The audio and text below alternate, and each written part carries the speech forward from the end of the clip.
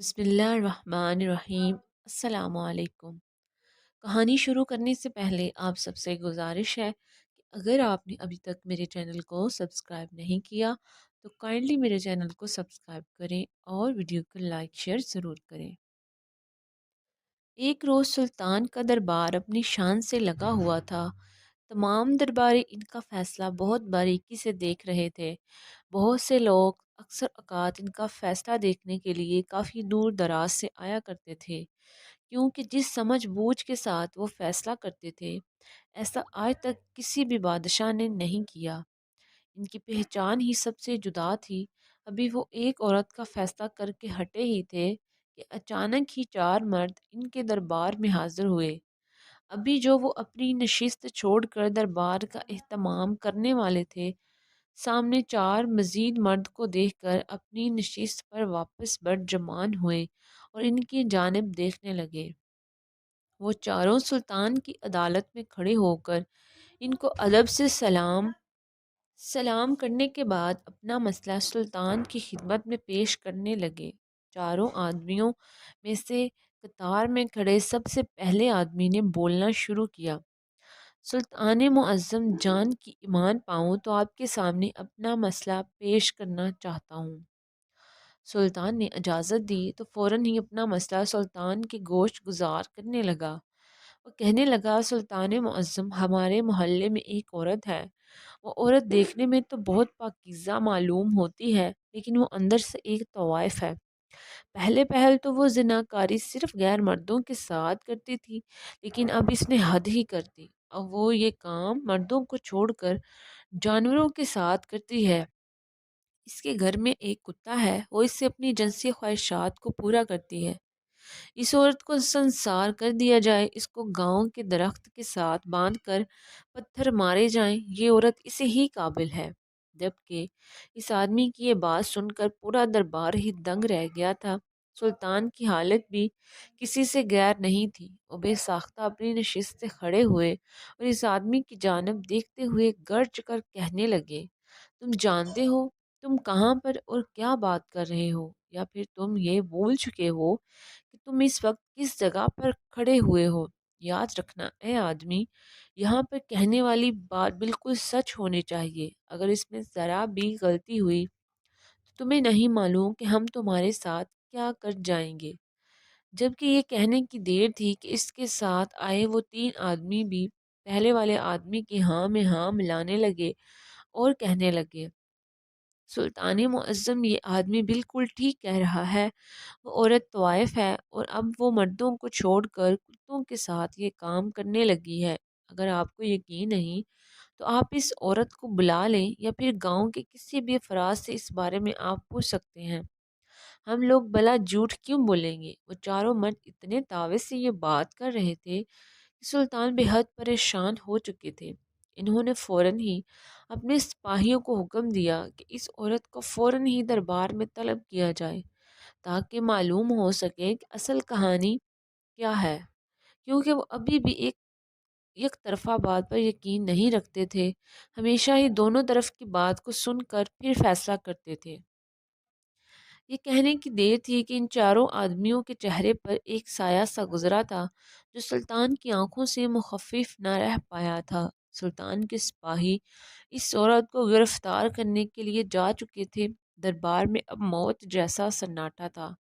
पहले जो सुल्तान के नाम के नारे लग रहे थे और इनके फैसले की दाद दी जा रही थी, अब सब लोग ही परेशान हाल दरबार में बैठे हुए थे, क्योंकि ये मामला कुछ ज़्यादा ही पेचीदा सा था।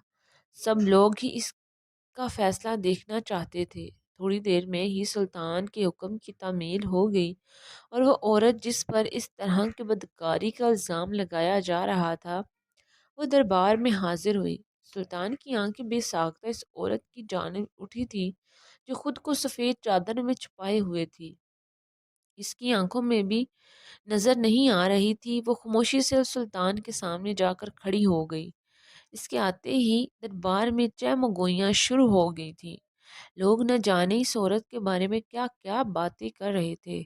सुल्तान ने इस औरत को देखा। इन्हें अचंभा हुआ कि ऐसी पकीज़ा औरत भला ऐसा काम कैसे कर सकती है। انہوں نے اس عورت کی جانب دیکھا اور کہنے لگے، اے عورت، تمہارے بارے میں ایک شکایت ہمارے پاس آئی ہے کہ تم کتوں کے ساتھ زنا کاری کرتی ہو۔ کیا یہ بات درست ہے؟ ان چاروں مردوں کا کہنا ہے کہ تم ایک طوائف ہو۔ تم کیا بھول چکی ہو کہ ہماری سلطنت میں یہ کام کرنا منع ہے؟ جو بھی شخص یہ کام کرتا ہے اسے ہم 10 سال کی قید میں ڈال دیتے ہیں، چاہے وہ عورت ہو یا مرد۔ کیا یہ بات تمہیں معلوم نہیں ہے کہ جب کہ وہ عورت یہ سن کر بے ساختہ ہی زاروں قطار رونے لگی۔ سلطان کو اس عورت کی یہ منطق بالکل سمجھ نہیں آ رہی تھی، وہ جواب دینے کی بجائے رو کیوں رہی تھی۔ چند منٹ تک سلطان اس کو یک ٹک دیکھتے رہے، لیکن اس عورت کا رونا ابھی تک جاری تھا۔ تھوڑی دیر بعد سلطان اپنی نشست سے کھڑے ہوئے اور فوراً ایک سپاہی کو حکم دیا کہ اندر سے شاہی دائی کو بلایا جائے تاکہ وہ دائی اس عورت کا معائنہ کر کے بتائے کہ یہ آدمی جو بات بول رہے ہیں کیا وہ درست ہے۔ ان کے حکم کے فوراً ہی تعمیل کی گئی اور تھوڑی دیر بعد ہی ایک سپاہی کی ہمراہ دائی جو شاہی دربار میں ہی رہتی تھی وہ حاضر ہو چکی تھی۔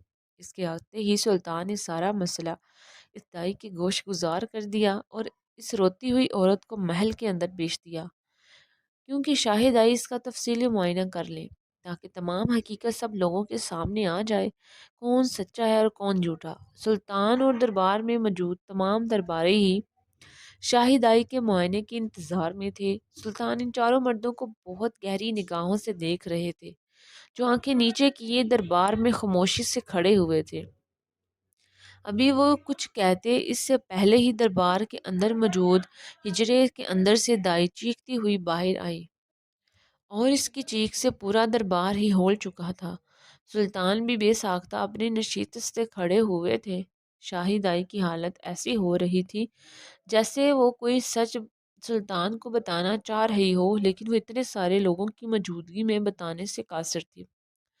سلطان نے ایک نظر ان چاروں مردوں کو دیکھا جو سہمی ہوئی نگاہوں سے دائی کو دیکھ رہے تھے، اور پھر کچھ سوچتے ہوئے انہوں نے ہاتھ کے اشارے سے دائی کو خاموش رہنے کا اشارہ دیا اور واپس محل کے اندر بھیج دیا اور خود بھی اپنی جگہ سے اتر کر محل کے اندر چلے گئے۔ دربار میں ایک بار پھر چہمگوئیاں شروع ہو گئی۔ کوئی اس عورت کے بارے میں غلط القابات استعمال کر رہا تھا تو کوئی اس عورت کے بارے میں اچھے الفاظ استعمال کر رہا تھا، لیکن اس وقت کوئی بھی ایک درست فیصلہ کرنے سے قاصر تھے۔ تھوڑی دیر بعد سلطان محل کے اندر سے باہر آئے۔ ان کے چہرے کے عضلات کافی حد تک خطرناک تھے۔ ان کے پیچھے ہی وہ عورت خود کو سفید چادر میں لپیٹی ان کے پیچھے ہی باہر آئی تھی۔ سلطان کے چہرے کے عضلات یہ بتانے کے لیے کافی تھے کہ جو ہونے والا ہے وہ بہت ہی بدترین ہونے والا ہے۔ عورت اپنی جگہ پر ایک بار پھر کھڑی ہو گئی تھی، لیکن اب اس کی آنکھوں میں ایک اعتماد تھا، اس کی چال میں نہ ڈر پن تھا۔ سلطان اپنی نشست پر خاموشی سے برجمان ہو چکے تھے۔ انہوں نے غصے بھری نگاہوں سے ان چاروں کو دیکھا جو سر جھکائے کھڑے ہوئے تھے اور گرجتے ہوئے کہنے لگے، فی الحال کے لیے پہلے آدمی کے علاوہ تم تینوں دربار سے باہر چلے جاؤ۔ میرے سپاہی تم لوگوں کو اطلاع کر دیں گے، اس کے بعد تم لوگ دربار کے اندر آ جانا۔ چاروں نے ایک دوسرے کو سہمی نگاہوں سے دیکھا اور خاموشی سے باہر چلے گئے۔ سلطان اس آدمی کی جانب دیکھتے ہوئے کہنے لگے، تمہارا کہنا ہے کہ اس عورت کے گھر کے اندر ایک کتا ہے اور تمہارا کہنا ہے کہ یہ عورت اس کتے کے ساتھ بدفعلی کرتی ہے، تو یقیناً تم نے یہ کام ہوتا ہوا دیکھا بھی ہوگا۔ تو مجھے یہ بتاؤ وہ کتا کس رنگ کا ہے؟ یہ سوال کرنے کی دیر تھی اس آدمی کے چہرے سے ایک سایہ سا گیا۔ تمام درباری اس آدمی کو تجسس بھری نگاہوں سے دیکھ رہے تھے۔ سلطان بھی اپنی گہری نگاہوں سے اس آدمی کو ہی دیکھ رہے تھے۔ تھوڑی دیر تک وہ اس کے جواب کا انتظار کر رہے تھے۔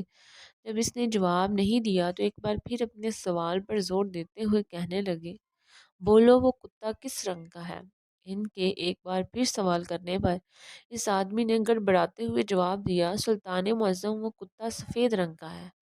سلطان نے یہ بات سنی اور اس آدمی کو باہر بھیج دیا۔ دوسرے آدمی کو بلایا، اس سے یہ سوال کیا گیا تو اس کا کہنا تھا وہ کتا خاکی رنگ کا ہے۔ سلطان نے اس بار بھی سر ہلایا، جبکہ دربار میں موجود لوگ اب الجھن بھری نگاہوں سے سلطان کو دیکھ رہے تھے۔ پھر تیسرے آدمی سے بھی یہی سوال کیا گیا تو اس کا کہنا تھا کہ کتا تو مہرون رنگ کا ہے۔ اس کے بعد چوتھے آدمی سے یہ سوال کیا گیا تو اس کا کہنا تھا وہ کتا تو کالے رنگ کا ہے، جبکہ انہوں نے اپنے سپاہیوں کو حکم دیا اس کتے کو دربار میں لے کر آیا جائے جو اس عورت کے گھر میں رہتا ہے۔ ان کے حکم کی فوراً ہی تعمیل کی گئی۔ ان چاروں مردوں کو دربار میں ایک بار پھر ایک قطار میں کھڑا کر دیا گیا۔ تھوڑی دیر بعد جب سپاہی کے ہمراہ وہ کتا دربار میں داخل ہوا، وہ نہ ہی خاکی رنگ کا تھا، نہ سفید، نہ کالا، نہ مہرون، کیونکہ اللہ تعالیٰ نے اس کتے کو ہر رنگ کا بنایا تھا۔ اس کتے کو دیکھنے کے بعد وہ چاروں مرد کانپ سے گئے تھے۔ ان کے چہرے سے ہی معلوم ہو رہا تھا کہ ان کا جھوٹ پکڑا جا چکا ہے۔ جبکہ سلطان نے اس عورت کی جانب دیکھا جو تشکر بری نگاہوں سے سلطان کو دیکھ رہی تھی۔ انہوں نے اب اس بار اس عورت سے سوال کیا، تمہارا کہنا ہے کہ تم نے اس کتے کے ساتھ یہ بدفعلی نہیں کی؟ تو مجھے بتاؤ یہ چاروں مرد تم پر یہ الزام تراشی کیوں کر رہے ہیں؟ تم نے اس کتے کے ساتھ غلط کام کیا ہے۔ وہ عورت برائی ہوئی آواز میں کہنے لگی، سلطان معظم، میں نے کسی کا کچھ نہیں بگاڑا، میں تو اپنے گھر میں رہنے کی عادی ہوں، میں کبھی بھی کسی غیر مرد سے باہر ملاقات نہیں کرتی، نہ ہی کسی غیر مرد سے بات کرتی ہوں، لیکن اس کے باوجود بھی یہ چاروں مرد میری جان کے پیچھے پڑے ہیں۔ مجھے کچھ سمجھ نہیں آتا کہ مجھ سے کیا خطا سا زرچ ہو گئی ہے جس کی وجہ سے یہ لوگ میرے ساتھ اس طریقے کا رویہ اختیار کرتے ہیں۔ میں تو خود دکھوں کی ماری ہوں۔ میری شادی کو صرف ایک ہی سال ہوا تھا، میرے شوہر کا انتقال ہو گیا اور لوگ اس بات کا ناجائز فائدہ اٹھانے لگے۔ میں کبھی بھی کسی غیر ضروری وجہ سے باہر نہیں گئی، لیکن اس کے باوجود بھی لوگ میرے آنے جانے سے آوازیں کستے ہیں۔ میں جانتی تھی کہ میرا اکیلے اس دنیا میں رہنا بہت مشکل ہے۔ میرے سر پر نہ بھائی کا سایہ ہے نہ باپ کا، اور اب تو شوہر کا بھی سایہ میرے سر سے پر نہیں ہے۔ تو اسی لیے میں نے اللہ سے لو لگا لی اور میں ہر راز و نیاز اللہ سے کرنے لگی۔ میرے گھر میں بہت زیادہ تنہائی تھی، لیکن اس کے باوجود بھی میں نے کوئی غلط کام نہیں کیا جس سے میں کسی گناہ میں مبتلا ہوں۔ بہت سے لوگ میری پرہیزگاری کو دیکھ کر مجھ سے عزت دینے لگے۔ پہلے جو لوگ میری مجبوری کا فائدہ اٹھاتے تھے، ان لوگوں نے میری مجبوری کا فائدہ اٹھانا بند کر دیا، لیکن ابھی بھی کچھ لوگ اس دنیا میں ایسے باقی ہیں جو بیوہ عورت کو سکون کی زندگی میسر نہیں ہونے دیتے، اور انہی لوگوں میں یہ چار آدمی بھی شامل ہیں۔ سلطان معظم، شوہر کی زندگی میں تو کبھی بھی گھر کے باہر قدم نہیں رکھا۔ میرے سارے کام وہی کرتے تھے۔ میں گھر کے اندر رہ کر ان کی دیکھ بھال کرتی تھی اور ان کے گھر کا خیال رکھتی تھی، لیکن جب میرے شوہر کا انتقال ایک مزر بیماری کی وجہ سے ہو گیا، میں نے خود کو گھر کے اندر ہی قید کر لیا۔ تھوڑے دنوں بعد جب مجھے کسی چیز کی ضرورت پیش آئی تو مجبوراً مجھے اپنے قدم گھر کے دروازے سے باہر نکالنے پڑے، لیکن اس کے باوجود بھی میں خود کے پردے کا بے حد خیال رکھتی تھی۔ میں خود کو ڈانپ کر باہر جانا پسند کرتی تھی، کیونکہ میرے اللہ نے اس چیز کا حکم قرآن پاک میں بھی دیا ہے کہ عورتوں کو پردہ کرنا ہے۔ اس چیز کو مد نظر رکھتے ہوئے میں ہر چیز کا خیال رکھ کر باہر جایا کرتی تھی۔ بہت سے لوگ مجھے عزت بری نگاہوں سے دیکھتے تھے تو بہت سے لوگ مجھے اپنی ہوس بری نگاہوں سے دیکھتے تھے، لیکن میں کسی کی جانب بھی متوجہ نہیں ہوتی تھی اور خاموشی سے اپنا کام وغیرہ کر کے گھر آ جاتی تھی۔ ایک روز میں کسی کام سے باہر گئی تھی کہ اچانک ہی مجھے راستے میں ایک چھوٹے سے کتے کا بچہ بہت زخمی حالت میں نظر آیا، تو میں اسے اٹھا کر اپنے گھر لے آئی اور میں نے اس کی دیکھ بھال کی تو وہ چند دن میں ہی صحت یاب ہو گیا، اور ان تھوڑے سے دنوں میں ہی وہ مجھ سے اتنا مانوس ہو گیا کہ میرا دل ہی نہیں کیا کہ میں اسے اپنے گھر سے نکال دوں۔ میں بہت عبادت گزار ہوں، لیکن اس کتے میں ایک خاصیت ہے کہ وہ کبھی بھی میری عبادت گاہ میں داخل نہیں ہوتا۔ انہیں سب چیزوں کو مد نظر رکھتے ہوئے میں نے اس جانور کو اپنے گھر میں پناہ دے دی، لیکن جیسے میں خود گھر میں رہنے کی عادی ہوں، میں نے اس کتے کو بھی گھر میں رکھنا ہی شروع کر دیا۔ اس کو دنیا والوں کے سامنے بالکل بھی نہیں لائی تھی۔ میں خاموشی سے اپنے گھر میں ہی اس کتے کو رکھ رہی تھی۔ دن اپنی رفتار کے مطابق گزر رہے تھے۔ ایک روز میرے گھر پر ایک آدمی آیا اور کہنے لگا، مجھے آپ کے ساتھ وقت گزارنا ہے۔ اس آدمی کی آواز سن کر میں خوف زدہ ہو گئی، کیونکہ مجھے کچھ سمجھ نہیں آ رہا تھا کہ وہ کون ہے۔ میں نے اسے دروازے سے ہی لوٹا دیا، یہاں پر کوئی طوائف کا کوٹھا نہیں کھلا ہوا جس میں تمہیں وقت گزارنا ہے۔ اس آدمی نے میری منتیں کی، لیکن اس کے باوجود میں نے کوئی جواب نہیں دیا۔ سلطان معظم، میں نے اس آدمی کا چہرہ نہیں دیکھا تھا کہ وہ کون ہے، یقیناً ان چاروں مردوں میں سے ہی کوئی ایک آدمی تھا۔ اگلے روز بھی ایک اور آدمی میرے دروازے پر آیا اور اسی انداز میں دروازے پر دستخط دیتے ہوئے مجھے دعوت گناہ دینے لگا اور کہنے لگا، مجھے آپ سے بے حد محبت ہو گئی ہے، میں آپ کے ساتھ وقت گزارنا چاہتا ہوں۔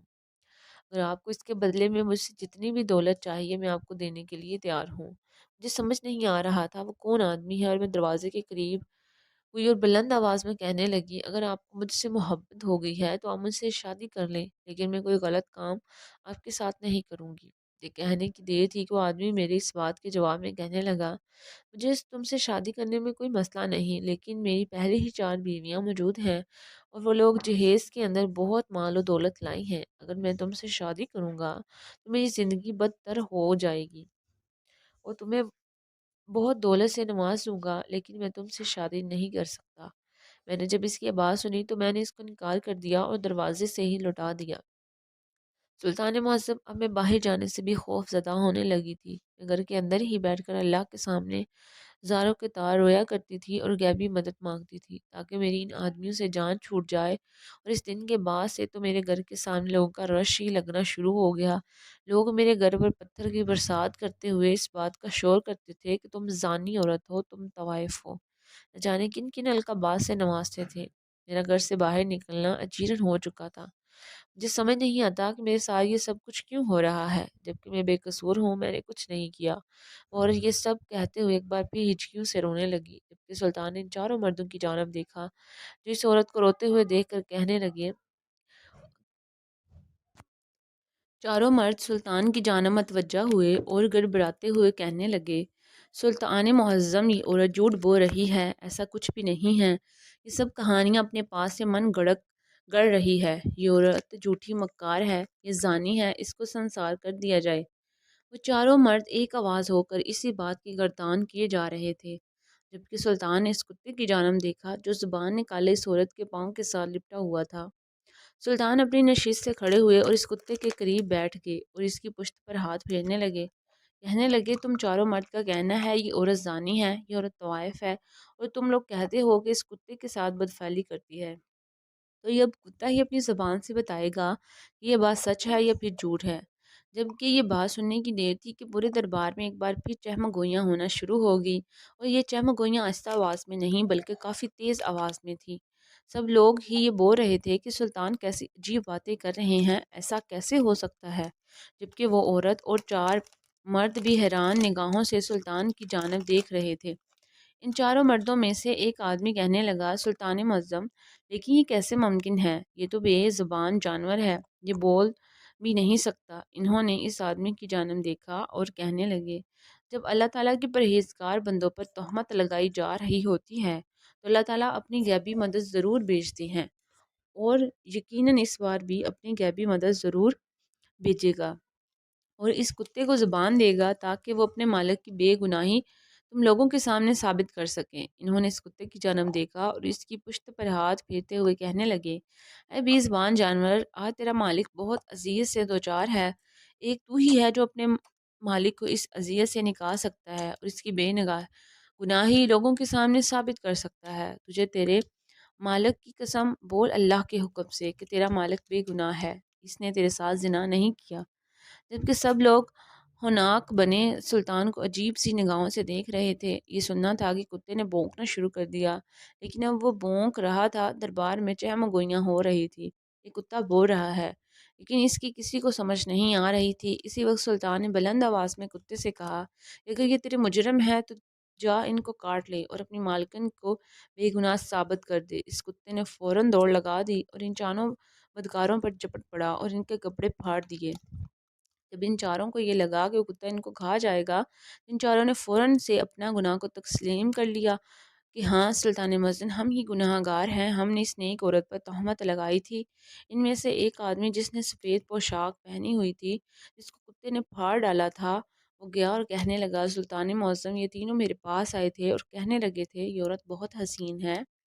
اس نے اس عورت کو بازار میں ایک روز بے نقاب دیکھ لیا تھا، ہوا کے زور کی وجہ سے اس عورت کا نقاب ہٹ گیا تھا اور اس کا روشن چہرہ اس آدمی کے سامنے آ گیا تھا۔ اس کے بعد ہی یہ اس عورت کا چہرہ دیکھنے کے بعد پاگل ہو گیا تھا اور ہر روز ہی اس عورت کے دروازے پر جا کر گناہ کی دعوت دیتا تھا، لیکن ہر روز ہی یہ عورت اس کو جھٹک دیتی تھی اور یہی بات اس کو برداشت نہیں ہو رہی تھی۔ سلطان نے جب یہ تمام معاملہ سنا اور بڑی عدالت میں یہ اعلان کرتے ہوئے اس عورت کو باعزت بری کر دیا، جبکہ ان 4 مردوں کو پورے گاؤں کے سامنے سنسار کر دیا اس کے بعد ان کو الٹا لٹکار کر قتل کیا، اور اس کے اس فیصلے سے وہ چاروں مردوں لاکھ جپٹے، اور وہ اٹل فیصلہ کر کے دربار کے اندر سے جا چکے تھے۔ اس واقعے سے یہ بات ثابت ہوتی ہے کہ کوئی بھی انسان کسی پرہیزگار بے قصور انسان پر تہمت لگاتا ہے تو اللہ تعالیٰ کسی بھی طریقے سے اپنے پرہیزگار بندوں کو اسی تہمت سے بچا لیتے ہیں۔ اللہ تعالیٰ ہمیں ہر برے انسان سے بچنے کی توفیق عطا فرمائے۔